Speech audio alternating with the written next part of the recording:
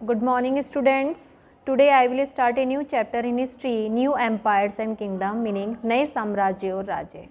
Before watching this video, you can open your SST book and try to understand the topic. So let me start. What we are going to study in this chapter? इस chapter में हम क्या क्या study करेंगे? परिस्थितियों के बारे में पढ़ेंगे, समुद्रगुप्त परिस्थितियाँ क्या थी उनके बारे में पढ़ेंगे, वंशावलीज क्या थी, हर्षवर्धन और हर्ष चरित्र के बारे में थोड़ा सा पढ़ेंगे, पल्लवाज, चालुकाज और पुलिकेशन के बारे में पढ़ेंगे, परिस्थितियाँ उनकी क्या थी, एडमिनिस्ट्रेशन कैसा था वहाँ का, और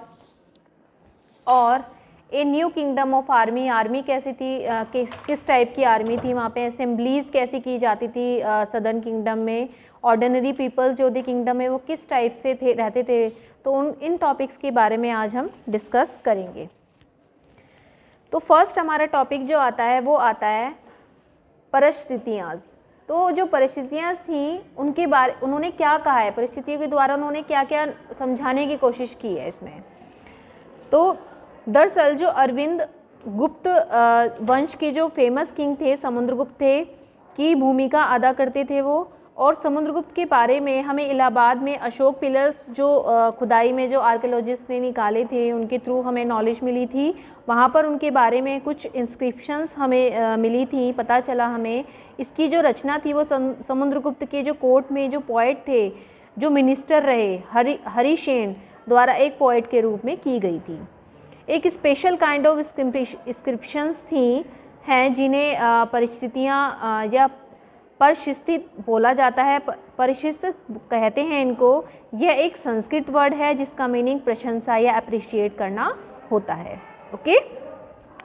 जो परिस्थिति हैं वो रिटन की गई हैं, पहले भी रिटन की गई हैं, पहले भी रिटन की गई हैं, बट गुप्ता एम्पायर में इनकी इम्पोर्टेंस और भी इंक्रीज़ हुई थी. गुप्ता एम्पायर जब बनी उसके बाद में इनकी जो परिस्थितियाँ हैं, जो इनकी जो इम्पोर्टेंस है वो बढ़ी है. ओके. अब आते हैं अपने सेकंड टॉपिक पर, समुद्रगुप्त परिस्थिति. तो इसमें क्या होता है, जो ये परिस्थिति है इसमें क्या कहा गया, समुद्रगुप्त में क्या के बारे में क्या नॉलेज मिली है हमें. जो समुद्रगुप्त रूलर थे वो गुप्ता एम्पायर के थे. इन्होंने 335 से लेकर 380 AD तक रूल किया था. वो सक्सेसर थे चंद्रगुप्त फर्स्ट के. साथ ही सबसे बड़ी जो मिलिट्री थी, जो जीनियस मिलिट्री थी वो इंडियन हिस्ट्री के अंदर वो उन्होंने ही बनाई थी, उनकी ही मानी जाती है. And some time also called the Napoleon of India. उनको कई बार उनको क्या बोला गया, नेपोलियन ऑफ इंडिया के नाम से भी उनको बुलाया गया.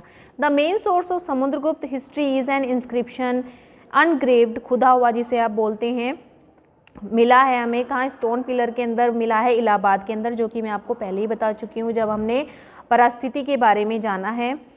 ओके. जो समुद्रगुप्त की इंस्क्रिप्शन हमें मिली हैं क्या बताती हैं हमें कि पोएट ने इसमें किंग को एक योद्धा, बहुत ही बड़ा योद्धा माना है, वॉर को जीतने वाला किंग माना गया है, विद्वान माना है, और पोएट ने इनकी बहुत अप्रिसिएशन किया है इनको. ठीक है ना. यहाँ तक कि उसे इक्वल टू गॉड भी बोला गया पोएट के थ्रू. ओके. इंस्क्रिप्शन में लार्ज सेंटेंस दिए गए थे.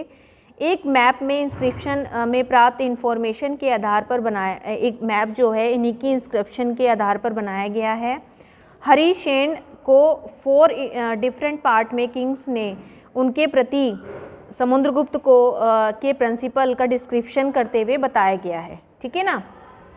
तो उसके बारे में हम डिस्कस करेंगे. देख सकते हैं आप, मैप देख सकते हैं. मैप में देखें कि जो ग्रीन कलर का एरिया है, इसमें ग्रीन कलर का जो एरिया है वो आर्यव्रत के उन 9 रूलर का है जिन्हें समुद्रगुप्त ने हराकर उनकी किंगडम, अपनी किंगडम में मिला लिया था. ठीक है, जो ग्रीन कलर का आ रहा है.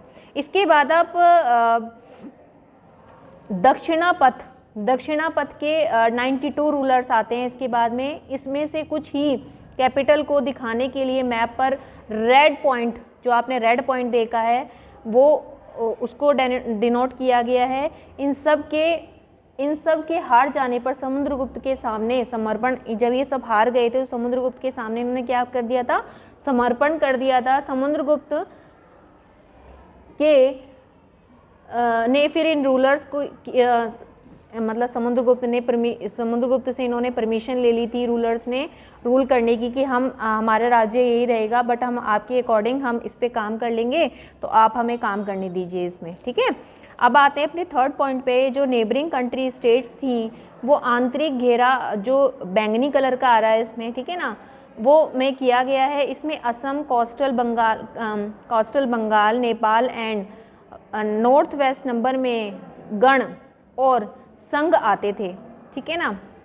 आप देख सकते हैं इसमें बैंगनी कलर की जो आउटलाइन पॉइंट्स आ रहे हैं यहाँ पर, ठीक है। तो ये वेस्ट बंगाल की साइड में बंगाल और असम की साइड में आता है, तो इसमें आप देख सकते हैं। और ये कोर्ट में क्या करते थे, इसमें दो तरह के लोग आते थे, एक तो गण लोग के आते थे और एक संघ लोग के आते थे। ये समुद्रगुप्त के लिए क्या लाते थे, प्राइज लाते थे यहाँ से। क्यों लाते थे, क्योंकि वो उनका ऑर्डर भी मानते थे और क्या करते थे, कोर्ट में प्रेजेंट भी रहते थे। उनको ये डर था कि कहीं समुद्रगुप्त हम पे आक्रमण ना कर दे और हमारा राज्य हमसे छीन ना ले, इसलिए उनको पटाने के लिए एक तरह से वो ये कोशिश करते थे।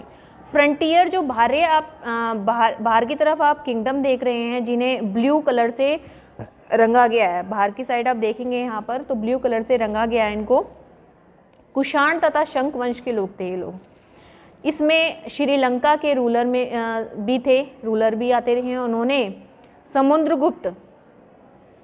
समुद्रगुप्त की अधीनता स्वीकार कर ली थी और अपनी डॉटर की मैरिज भी उनसे करा दी थी, ठीक है। तो ये कुछ पॉइंट्स है जिनके बारे में हमने डिस्कस किया है कि समुद्रगुप्त कौन थे, किस तरह उनके एक पोइट थे जिनका नाम हरिसेन था, उन्होंने उनके बारे में पोइट ने लिखा था, किस पर, अशोक पिलर पर लिखा था, जो हमें कहाँ मिले हैं, इलाहाबाद के अंदर मिले हैं। तो काफ़ी सारी चीज़ें हैं इसमें, वो मैंने आपसे डिस्कस की हैं।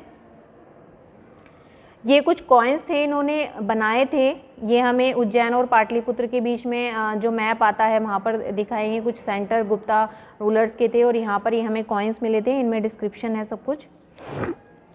अब आते हैं हम अपने थर्ड पॉइंट पर जो है जिनोलॉजीज का मतलब होता है वंशावली।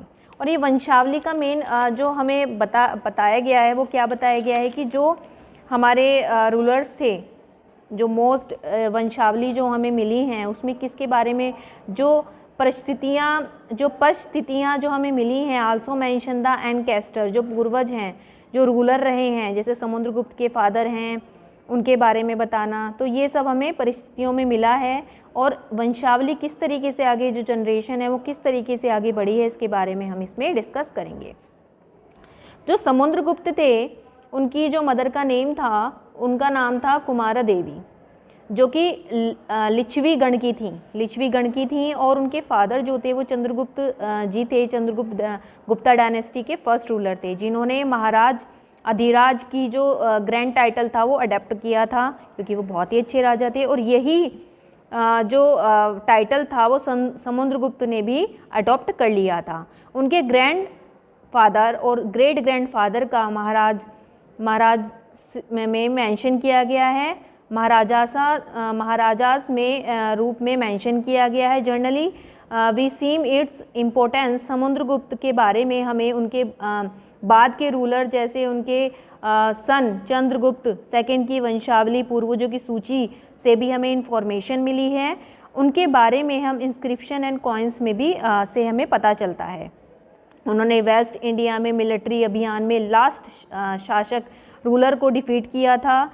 इन लास्ट में माना जाने लगा था कि उनका जो कोर्ट है वो क्या है, बहुत ही अच्छे विद्वानों लोगों से भरा हुआ है, जिनके बारे में मैं आपको लास्ट चैप्टर में स्टडी करा चुकी हूँ। कि मैंने आपको पढ़ाया था कि जो चंद्रगुप्त के जो कोर्ट था उसके अंदर बहुत सारे पॉइट्स थे जो कि, और बहुत ही विद्वान लोग वहाँ पर बैठते थे। तो इसका डिस्क्रिप्शन भी काफ़ी कवियों ने, जो पॉइट्स थे उन्होंने किया था, इसलिए उनको ग्रेट टाइटल दिया गया था, ठीक है ना। अब आते हैं अपने नेक्स्ट पॉइंट पर। नेक्स्ट पॉइंट है हमारा हर्षवर्धन एंड हर्षचरित्र। देखो हम बात कर रहे हैं किंग और किंगडम के, एम्पायर और किंगडम के बारे में। तो कुछ रूलर्स जो होंगे वो किंगडम से रिलेट करेंगे, कुछ रूलर्स होंगे जो एम्पायर से रिलेट करेंगे। तो हम रूलर्स के बारे में भी डिस्कस कर रहे हैं कि उनका एडमिनिस्ट्रेशन कैसा था, उन्होंने किस तरीके से काम किया, उनके बारे में हमें कहाँ से पता चला है, ठीक है। अब आता है हमारे नेक्स्ट पॉइंट, हर्षवर्धन एंड हर्ष चरित्र। जैसे आपको गुप्ता पीरियड के रूलर्स के बारे में इंस्क्रिप्शन और कॉइन से पता चलता है, उसी टाइप सम अदर रूलर्स के बारे में उनकी बायोग्राफी से हमें पता चलता है। ऐसे ही एक किंग हर्षवर्धन थे जिन्होंने करीब 1400 ईयर पहले रूल किया। उनके कोर्ट के पोएट बाणभट्ट थे। संस्कृत में उन्होंने बायोग्राफी लिखी, हर्षचरित्र लिखी, जो कि किसके ऊपर थी, हर्षवर्धन के ऊपर थी। इसमें हर्षवर्धन की वंशावली जैसे जीनोलॉजीज के देते हुए उनके किंग बनने तक का जो डिस्क्रिप्शन है वो सब दिया था पोएट ने। चाइनीज़ पिलग्रम श्वेन त्यांग, जो चाइनीज़ पिलग्रम जो तीर्थयात्री थे चाइना के, जिनका नाम श्वेन त्यांग था, जिनके बारे में आपने लास्ट चैप्टर 9 में स्टडी की है, काफ़ी टाइम के लिए हर्ष के कोर्ट में रहे थे। उन्होंने वहाँ कुछ ऐसा देखा, उसका डिस्क्रिप्शन दिया था उन्होंने। हर्ष ने अपने फादर के हर्ष ने अपने जो बड़े हर्ष जो थे फादर के बड़े बेटे नहीं थे, ठीक है, और उनके बड़े बेटे नहीं थे। उनके जो बड़े भाई थे उनकी डेथ के बाद और फादर की डेथ के बाद ही उनको थानेसर का क्या बनाया गया, राजा बनाया गया। ओके, उनके ब्रदर इन लॉ कन्नौज के रूलर थे। जब बंगाल के जो रूलर थे उनके ब्रदर इन लॉ को मार डाला गया, तो हर्ष ने कन्नौज को अपने अंडर कर लिया था और बंगाल पर आक्रमण कर दिया। मगध और बंगाल को भी कन्क्वेट कर दिया, हरा दिया उनको। और उनके ईस्ट में जितनी भी सक्सेस मिली, जितनी सक्सेस उन्होंने ईस्ट में मिली थी, उतनी सक्सेस उनको अदर प्लेसेस पे नहीं मिल पाई। किनको, हर्षवर्धन को। तब जब उन्होंने नर्मदा नदी को पार कर डेक्कन की ओर आगे बढ़ने की कोशिश की, तब चालुकाज नरेश पुलिकेशन सेकंड ने उन्हें रोक दिया था। ओके, जो चालुकाज के नरेश थे पुलिकेशन, कौन थे, चालुकाज एक कास्ट होती है, उनके नरेश थे पुलिकेशन, उन्होंने उनको रोक दिया था हर्षवर्धन को। ओके, अब आते हैं अपने नेक्स्ट पॉइंट पर, द पल्लवास, चालुकाज एंड पुलिकेशंस परिस्थितियाँ। पल्लवास क्या होती हैं, मैं आपको बता चुकी हूँ, इंस्क्रिप्शन टाइप होती हैं, जो कि खुदे हुई चीज़ों में, जैसे आप देखते हैं ट्री होते हैं, उसमें किसी नोकीली चीज़ से आप खोदते हैं उसको, कुछ अपना नाम मेंशन करें या कुछ आप आर्ट बनाते हैं उसमें। इसी तरीके से बड़े बड़े पिलर्स थे, उस पर परिस्थितियाँ बनी हुई मिली थी हमें। इस पीरियड में जो हम पढ़ रहे हैं, पल्लवास, चालुकाज एंड पुलिकेशन के बारे में हम पढ़ रहे हैं। इस पीरियड में पल्लव एंड चालुका जो साउथ इंडिया स्टेट के एक मोस्ट इम्पोर्टेंट राजवंश थे ये। पल्लवास की स्टेट, उनकी कैपिटल कांचीपुरम के नियर के एक एरिया से लेकर कावेरी रिवर के डेल्टा तक फैली हुई थी, स्प्रेड थी वो। जबकि चालुका जो थे, उनकी स्टेट रीजन जो था उनका, वो कृष्णा से तुंगभद्रा रिवर के मिडल में ही था। ठीक है, तो ये कुछ डिस्क्रिप्शन बताया गया है इसमें। इसके बाद क्या था, चालुकाज की कैपिटल ए हॉल थी। यह एक इम्पोर्टेंट ट्रेडिंग सेंटर भी था। धीरे धीरे यह एक रिलीजियस सेंटर यानी धार्मिक केंद्र बन गया था, जहाँ पर नंबर ऑफ टेम्पल्स थे। पल्लवास एंड चालुकाज एक दूसरे के क्या थी, सीमाओं पर क्या करते थे, अतिक्रमण करते थे, मतलब लड़ाई झगड़ा करते थे। मुख्य रूप से कैपिटल को निशाना बनाया जाता था, जैसे कि सी टाउन्स होते, जो समुद्र के किनारे वाले टाउन्स होते थे ना, वहाँ पर ये आक्रमण करते थे। ठीक है, पुलिकेशन सेकेंड जो थे वॉज मोस्ट फेमस चालुकाज किंग। जो पुलिकेशन सेकंड थे वो कौन थे, चालुकाज नरेश, जो कि मैं आपको पीछे ही बता चुकी हूँ, जिन्होंने हर्षवर्धन को रोका था अपनी सीमा के अंदर आने से। ठीक है, तो चालुकाज के जो नरेश थे वो कौन थे, पुलिकेशन थे, राजा थे। उनके बारे में हमें उनके दरबारी जो एम्बेसडर थे, पोएट रवि कीर्ति द्वारा कंपोज्ड परशिस्त से पता चला है। इसमें उनके एंकेस्टर पूर्वजों के खास तौर से लास्ट 4 पीढ़ी के बारे में बताया गया है। पुलिकेशन सेकंड को अपने चाचा से यह स्टेट मिला था। ठीक है, वो जैसे वंशावली होती है ना कि उनके कोई बच्चे नहीं थे, चाचा से उनको मिल गया था।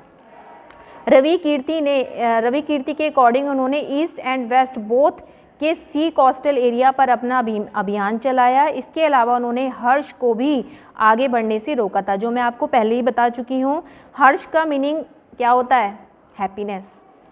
बट पोएट कहते हैं कि इस हार के बाद जब उनको आगे नहीं बढ़ने दिया गया हर्ष को, तो वो हर्ष का नाम हर्ष नहीं रह गया, वो काफ़ी दुखी हो गए थे। ठीक है ना, सैडनेस में बदल गया वो। पुलिकेशन सेकंड ने पल्लव के किंग के ऊपर भी वार किया था, जिससे कांचीपुरम की वॉल के बैक में उन्हें क्या लेनी पड़ी, शरण लेनी पड़ी। बट चालुकाज की विजय विनिंग कुछ टाइम तक ही रही। इसके बाद में उन्होंने क्या किया, सब कुछ सौंप दिया और काफ़ी वीक हो गए दोनों ही राजे, चालुकाज और पल्लवाज दोनों ही क्या हो गए, वीक हो गए, क्योंकि आपस में ये काफ़ी लड़ते थे वो। तो इसका फ़ायदा किसने उठाया, राष्ट्रकूट ने उठाया और चोल वंशों को फिनिश ही कर दिया। इसके बारे में हम आगे पढ़ेंगे, बट कब पढ़ेंगे, लास्ट आगे जो क्लास होगी आपकी क्लास 7th में हम इसके बारे में डिस्कस करेंगे। अब आते हैं अपने नेक्स्ट पॉइंट पर, how we these kingdom administrated, इन राज्यों का प्रशासन कैसे चलता था उसके बारे में हम डिस्कस करेंगे। जैसे पहले किंग की तरह ही इस किंग्स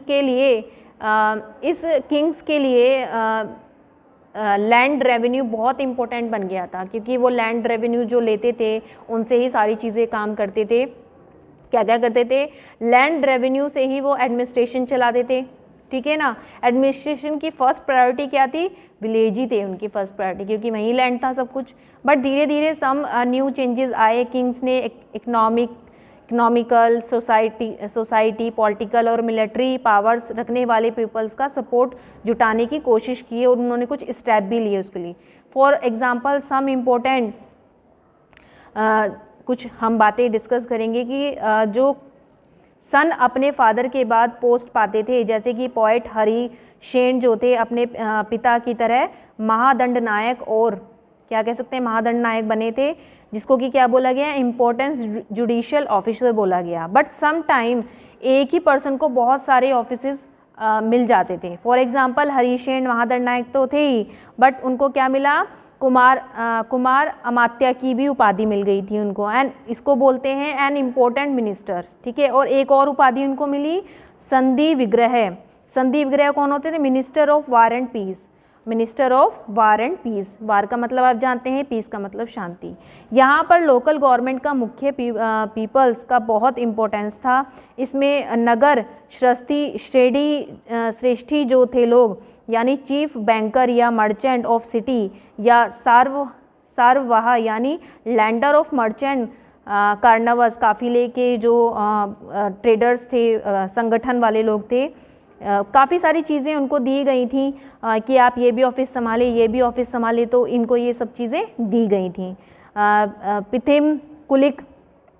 प्रथम कुलिक और जिसको बोलते थे चीफ क्राफ्ट्समैन, या फिर क्या कायस्थों के हेड भी रहे हैं, वो कौन रहे हैं, हरिसेन, ओके। तो उनको काफ़ी सारी चीज़ें मिल गई, इसलिए वो बड़े आदमी बन गए, क्योंकि उनको लैंड भी मिली, उनको सब चीज़ों की ऑफिशियल चीज़ें मिली। अब आते हैं हम a new kind of army. New kind of army से मीनिंग क्या है कि किस तरीके से न्यू काइंड ऑफ आर्मी बनी। देखो, जो Kings of this period maintained A well organized army of foot soldiers, archers, horsemen, elephants and carrots, etc.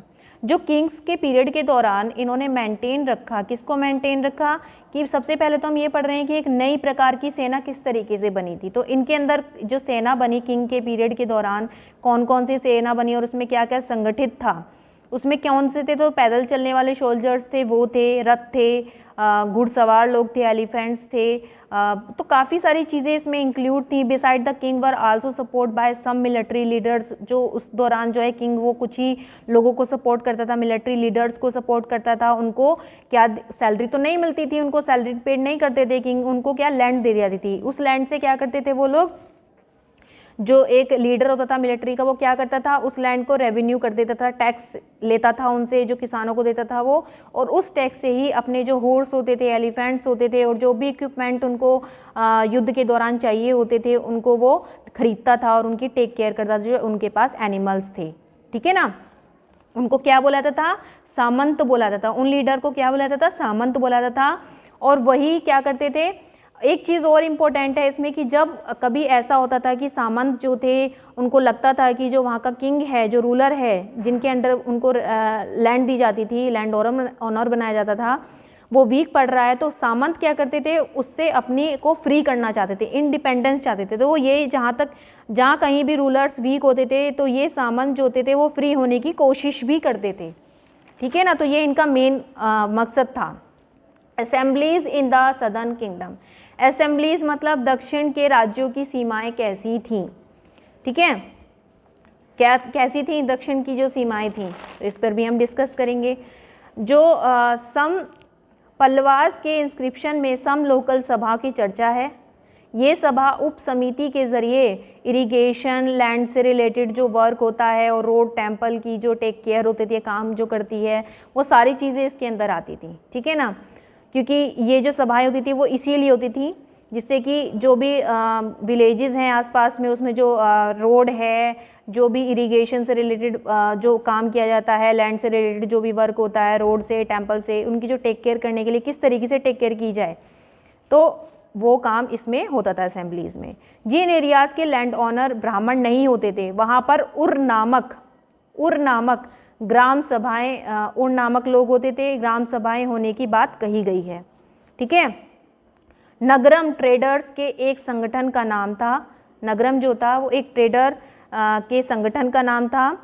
इन सभाओं पर नोबल्स और जिनके पास मनी होती थी, जो मतलब एस्टेब्लिश्ड लोग होते थे, जिनके पास धन होता था और बहुत ही अमीर लोग होते थे, उनको लैंड ओनर एंड ट्रेडर्स का कंट्रोल होता था, ठीक है ना। इनमें सम सभाएं सेंचुरीज तक चली हैं, काफ़ी टाइम तक चली हैं ये वाली, ठीक है। अब आते हैं अपने लास्ट पॉइंट पर, ordinary people in the kingdom. Ordinary people यानी उस ज़माने के आम लोग कैसे रहते थे। देखो उस ज़माने के जो लोग थे बहुत ही बेचारे काफ़ी मुश्किलों के साथ में अपना जीवन यापन करते थे।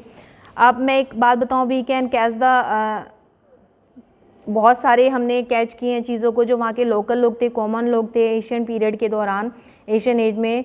तो कुछ पोएट्स और स्टोरी से पता चलता है कि उनकी जो लाइफ थी वो काफ़ी डिफ़िकल्ट थी। जैसे कि कालिदास हैं, कालिदास जो है वो प्ले करते थे, एक पोएट थे वो भी। कालिदास ने काफ़ी सारे प्ले लिखे थे अपने किंग के कोर्ट के अंदर में, और वो ज़्यादातर वो किंग से रिलेटेड ही नाटक बनाते थे। जैसे कि उन्होंने एक नाटक बनाया था अभिजना शकुंतलम, जिसमें एक दुष्यंत नाम के राजा थे और एक यंग लेडी थी शकुंतला। इनकी लव स्टोरी के बारे में इन्होंने डिनोट किया था। ये बहुत ही सुंदर ये लव स्टोरी थी, तो इसमें इन्होंने डिनोट किया था। फेमस प्ले है इनका। पहले इन्होंने भी ये भी ऑब्जर्व किया कि उस दौरान संस्कृत बोली जाती थी, ब्राह्मण संस्कृत बोलते थे, और कुछ लोग वहाँ पर क्या बोलते थे, कुछ लोग अलग जो ब्राह्मण्स जो थे वो संस्कृत बोलते थे, और कुछ औरतें जो थी वहाँ पे प्राकृत नाम की कोई लैंग्वेज थी वो भी बोला करते थे। उसी से ऑब्जर्व हो कि उन्होंने ये सारे जो थे चीज़ें लिखी थी, ठीक है। और एक चीज़ का डिस्क्रिप्शन और है इसमें एक तीर्थयात्री आए थे, फादर शीन नाम के एक तीर्थयात्री आए थे। उन्होंने डिस्क्रिप्शन किया था कि वहाँ के जो लोकल लोग थे उनकी दुर्गति के बारे में उन्होंने बताया था कि किस तरीके से वहाँ के जो लोग थे वो जो बड़े बड़े लोग थे, जो लैंड ओनर्स थे या कह सकते हैं बहुत अमीर लोग थे, नोबल्स लोग थे, उन्होंने कुछ एक ऐसी कास्ट बनाई थी अछूत जिसे बोलते हैं, ठीक है। तो वो उनको अपनी सिटी या टाउन के अंदर एंट्री नहीं देते थे। बात ये थी कि जब भी वो एंट्री लेते थे तो एक लकड़ी के बट्टे पर एक वो की जाती थी, आवाज़ की जाती, जिससे कि वहाँ के लोग, जैसे वो अछूत लोग आते थे ना टाउन के अंदर कुछ भी शॉपिंग के लिए, या उनको चीज़ों की ज़रूरत होती थी, तो एक एंट्री से पहले उनको परमिशन लेनी पड़ती थी कि हमें एंट्री चाहिए टाउन में। और जब उनको एंट्री मिल जाती थी उससे पहले उनको खड़ा कर दिया जाता था गेट के बाहर, और उससे पहले वो कुछ लकड़ी के बट्टे पर आवाज़ करते थे कि ये लोग आने वाले हैं, जिससे सभी लोगों को, जो मार्केट में उठते थे लोग, उनको पता चल जाता था कि ये अछूत लोग आने वाले हैं, अब हमें यहाँ से चले जाना चाहिए। तो सब लोग अपने छुप जाया करते थे। इस तरीके से उन लोगों की दुर्गति के बारे में भी बताया है। तो काफ़ी सारी चीज़ें इसमें बताई हैं। आप एक इन्होंने एक जो बाण भट्ट थे उन्होंने एक बात और कही थी। उन्होंने बताया था कि जब किसी राजा की सवारी निकलती थी तो किस तरीके से वहाँ पे हाहाकार मचा था। जिस रास्ते से वो निकलते थे, जिस रोड से वो निकलते थे, वहाँ की जो लोगों की ज़िंदगियाँ थी वो किस तरीके से बर्बाद होती जाती थी। A king travel with an enormous amount of equipment. जब राजा की सेना चलती थी साजो सामान के साथ में, तो बहुत सारी इक्विपमेंट भी लेकर चलती थी। जैसे कि क्या लेकर चलती थी, वेपन्स, हथियार, बहुत सारी डेली वर्सेस की चीज़ें लेके चलती थी, पोट, पैन, फर्नीचर, गोल्डर, foot stool, food, include animals भी वो जाते थे, जैसे goat, deer, rabbits, vegetable species भी जाती थी, ठीक है ना। बैलगाड़ियाँ भी जाती थी, जिनमें सामान लदा होता था, जो जानवर खाते थे, जो एनिमल्स खाते थे, और कैमल्स और एलिफेंट्स के ऊपर बड़े बड़े चीज़ें को थमा दिया था, जैसे खाने पीने की चीज़ें थी। ह्यूज आर्मी साथ में चलती थी, और म्यूजिशियन जो ड्रम बीट करते हैं और अदर जो प्लेइंग हॉर्न बजाते थे, ट्रम्प बीट करते, बिगुल वगैरह बजाते थे, तो इन लोगों को भी साथ में लिया जाता। विलेजर्स जो थे, जहाँ भी वो रुकते थे किंग्स, विलेजर्स का काम क्या था, उनको फूड प्रोवाइड कराना, ठीक है ना। बट क्या करते थे, उनके साथ में जितने भी हॉर्सेस होते थे, एलिफेंट्स होते थे, विलेजेस की झोपड़ियाँ तोड़ दिया करते थे, ठीक है ना। अब क्या करते थे, पर लोगों को वहाँ पर होड़ थी कि हम किसी तरीके से किंग से मिलने, तो वो किंग के लिए और जो मंत्री वगैरह मिनिस्टर थे उनके लिए गिफ्ट लेकर जाया करते थे। बट उनके जाने के बाद में, किंग के जाने के बाद में, उनकी जब सवारी निकलती थी, वहाँ से सेना निकलती थी, उनके जाने के बाद में वो जो जगह थी वो बिल्कुल डिस्ट्रॉय हो जाती थी, क्योंकि उनके साथ में एनिमल्स भी होते थे, सामान भी होता था, तो वो इधर उधर जाते थे चीज़ों को लेने के लिए, तो वो सारा सामान जो विलेजर्स का था वो डिस्ट्रॉय करके जाते थे, ठीक है ना, विनाश छोड़कर जाते थे वो। तो बाणभट्ट ने एक बात कही थी, the world, whole world was swallowed up in dust, यानी पूरी दुनिया धूल के गर्त में डूब जाती है। I hope you will understand all the topics. Stay safe, stay home. Thank you so much.